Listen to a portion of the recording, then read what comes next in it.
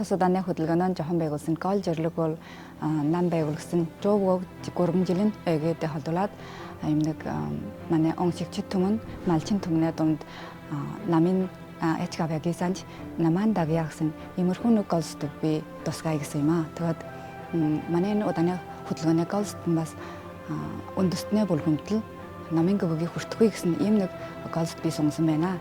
Тэгээд ном уншиг шүлэгдөө урлагийн хөлбөрөөр манай нам байгуулсан жовгог 3 жилд болог хүргэх гэсэн байна. Энэ ардын урлагчид бол маш идэвхтэй оролцож өгөөд 48 нэрс тоглож орсон байна. Энэ бол энэ манай мэдээллийг олсны дараа тэр дараад нь зохион байгуулж тоглолтын тухай урчлан сорж болтойгоод адлын сайхан болгон сайхан хийсэн байна. Энэ өдрийн сэдв болоо одоо их сайн байна.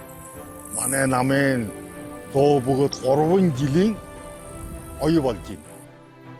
Энэ өдрийн одоо энэ удааны тоглолтод оролцсондоо би бас их хувь заяатыг гэж бодож байна. Манай энэ хоосон маргын энэ 5 тасаг хүүхдийн зослон энд ирээд бол одоо бас 2 шүийн хүмүүжил 6 хүмүүжил хийхэд одоо их ашигтай юм байна.